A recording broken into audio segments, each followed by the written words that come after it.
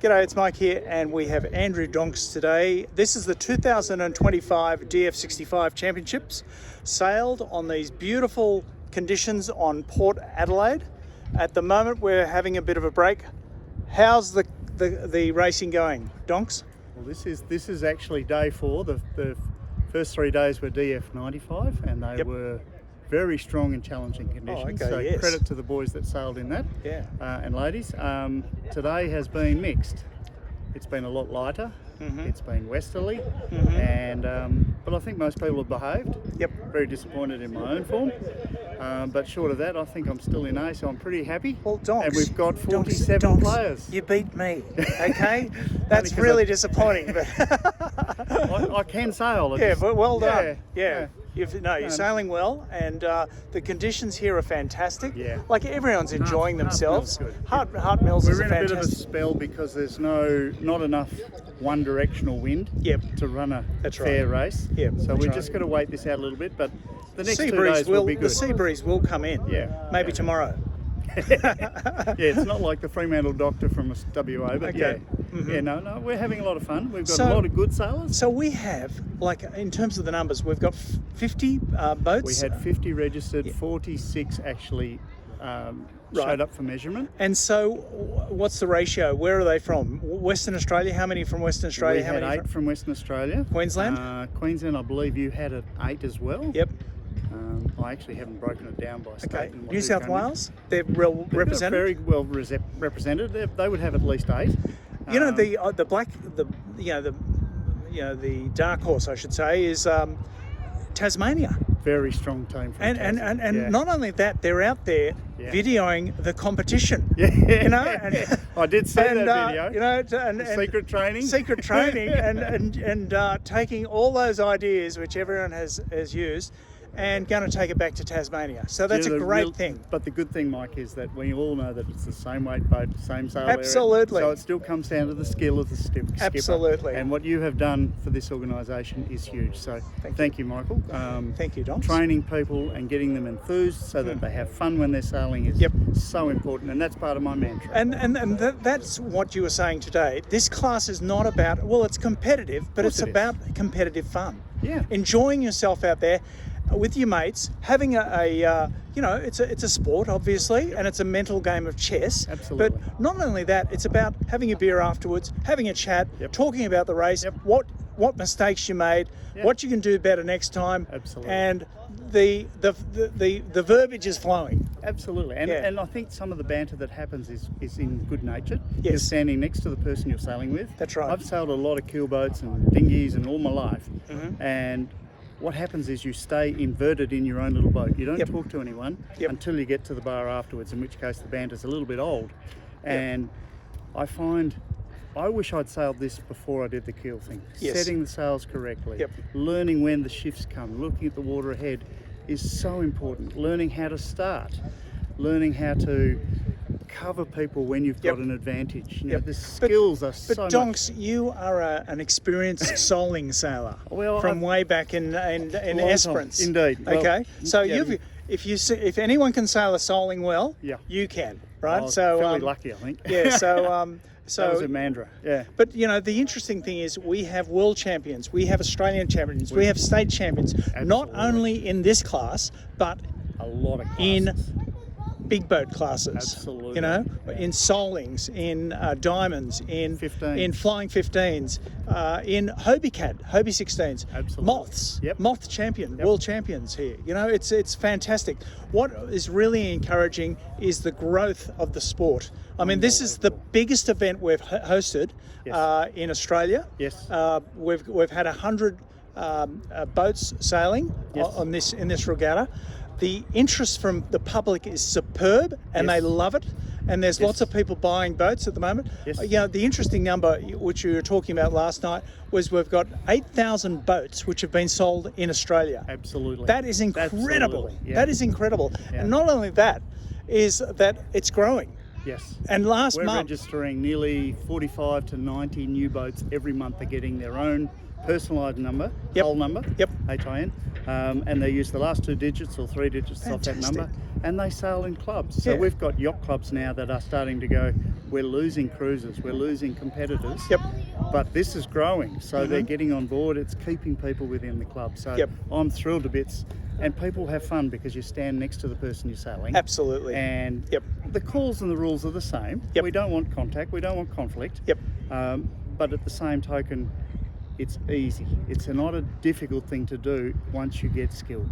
The interesting thing is I've got 3,500 subscribers to my YouTube channel. This will go out on YouTube, right? Yeah. And also our Facebook page. Yep. But what is interesting is that the demographic is not only over 65 or over 60 years old. No. We're getting younger people involved And ladies involved in the whole sport. Absolutely. You know, in fact, we have a lady in our A fleet who is a great skipper. Yeah, absolutely. And you don't need weight, you don't need strength. Yep. Because you move the rudder and the sail's the same. Doesn't matter how strong It is. you are. It is a game of chess. It is. It's You know? beautiful. It And is so, fun to do. and that's why you can zone out. Yep. You can really enjoy get your boat performing well because it's active.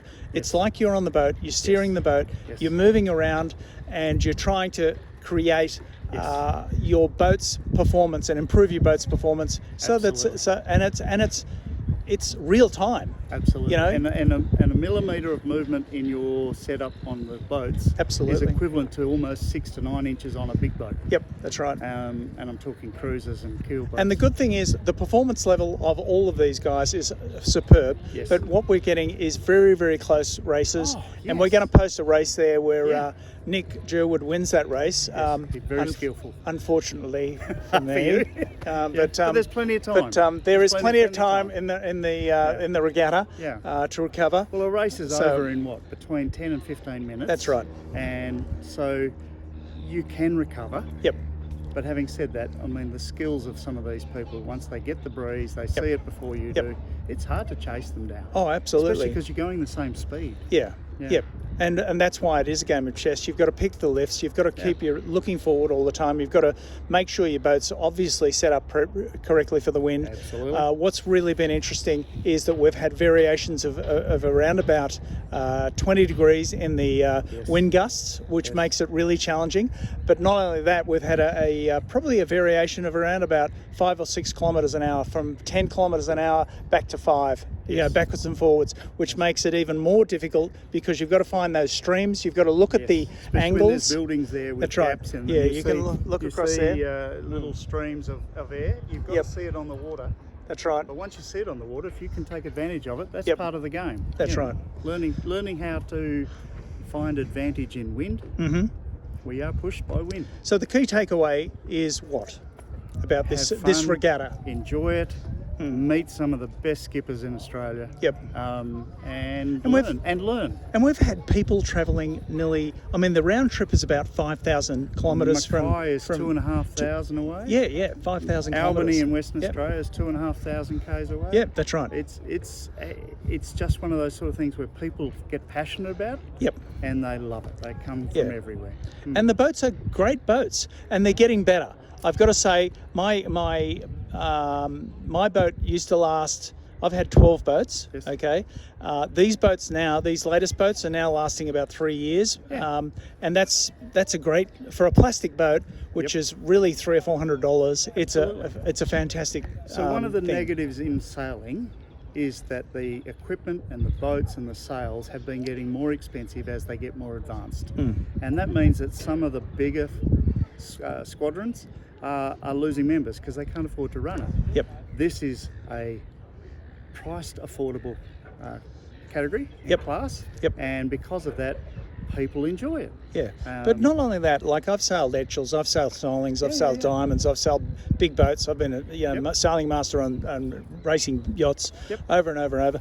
My take on this whole sport at this level is that these are highly competitive boats. Yes. It is like you are sailing on the boat yourself.